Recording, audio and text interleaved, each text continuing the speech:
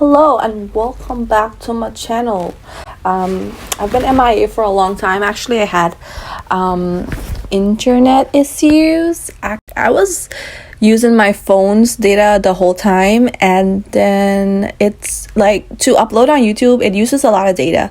And what happened was I burned through my data so fast that I couldn't use it for like other important things, like dinosaur videos on YouTube for my son, and like making calls and just scrolling on TikTok, important stuff. Anyways, so yesterday was World Hijab Day, and I've also been planning on making a comeback to YouTube, to be honest, since now I have Wi-Fi, but kind of procrastinated it and stuff. So yeah, here we are.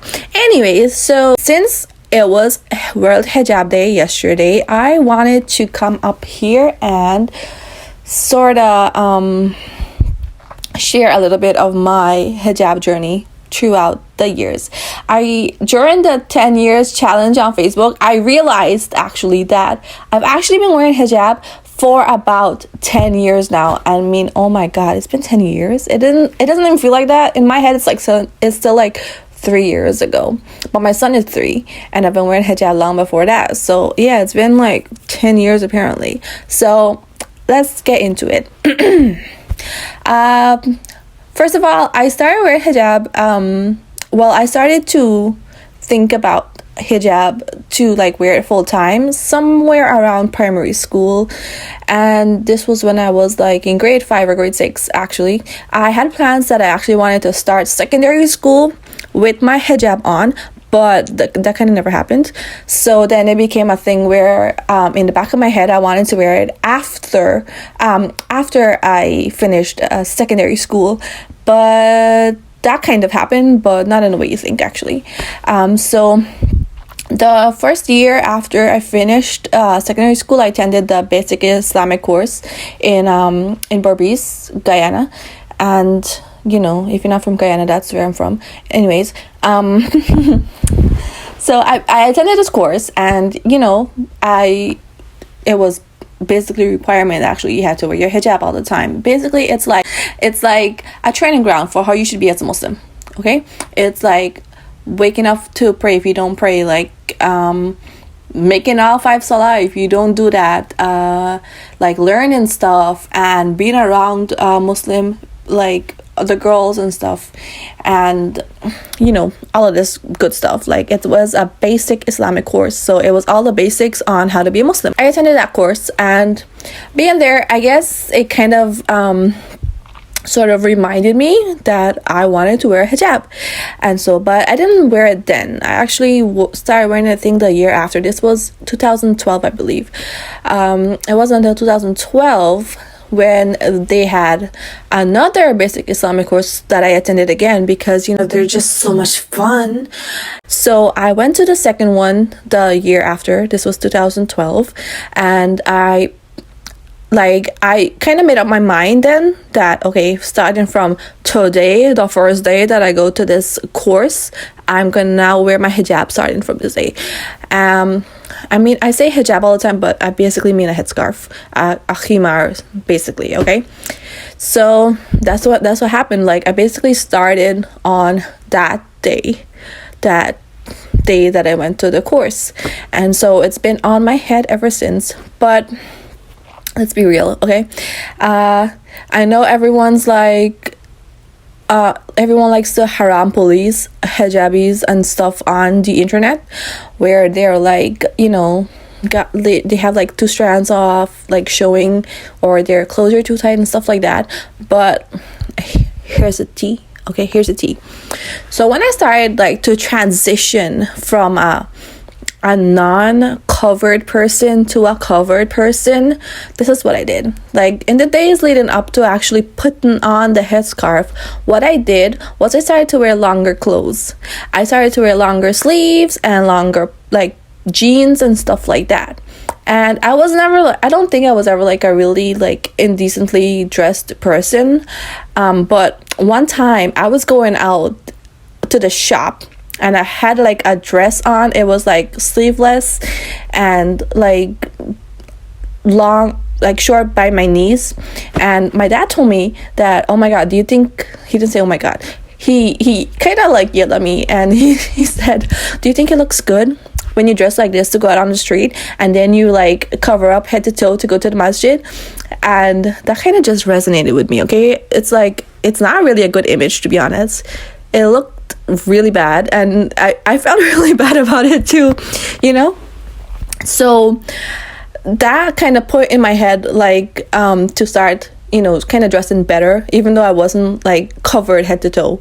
Like before I started to cover my hair, then I would still like, you know, wear at least something with some sleeve, you know, and longer. Like I always wore long pants or long skirts or whatever it was always long though.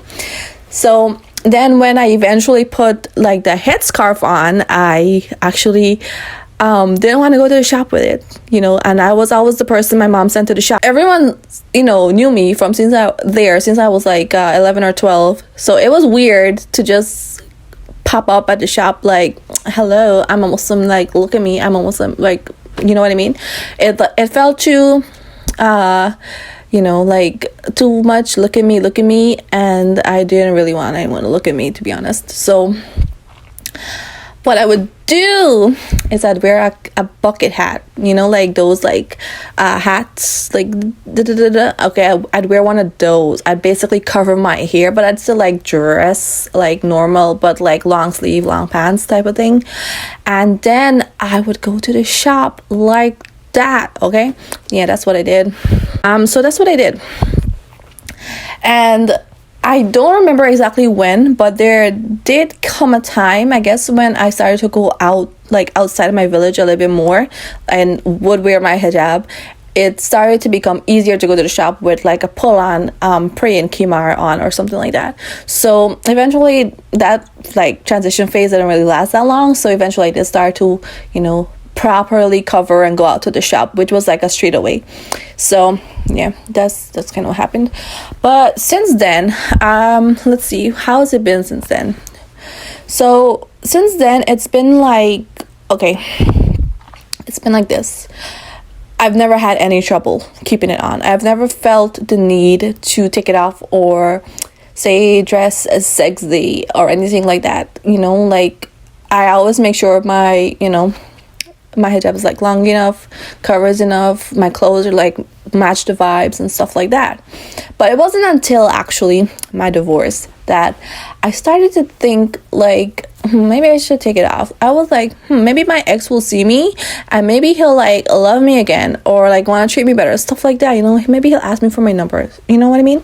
But then in the back of my head, while I thought those things, okay, I started to remember why I wore it. And initially it didn't start as something that I started to wear because like I had to do it. It kind of just started being something, oh, I kind of want to do this now, you know. Like I don't think, even though it was like, okay, I recognize this as a fard in Islam, I don't think I actually really wore it for that reason, okay. But it did stay on my head later on for that reason, okay. I started to think now that, like, literally, what would be the point of that, okay? First of all, he's seen my hair already. So then I started to think, like, okay, what if I took it off? And that's like, I just die in that state. I die in that uncovered state, you know? And I always, like, have in the back of my head, like, but, like, I can literally go out, like, without it. No one would really know. But then I come back to the fact that why am I wearing it? Like, why is it still on my head? It's because Allah has told us in the Quran to wear it, to dress this way, to cover, you know. So, and it comes back again to, I don't want to die in this state. I don't want to die here and, you know, someone finds me and, oh, like my parents find out, oh, she's never wearing her hijab. I mean, that's like on a dunya level, but like on a real level, I mean, Allah knows, Allah will know, and I don't want to do that. And I would know as well. And so that's where my thought process went.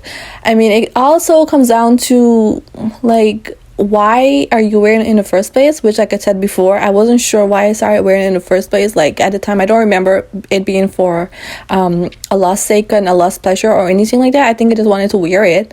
But eventually, what kept me wearing it was remembering that I wear this because Allah has commanded me to do so. So that's why I do it.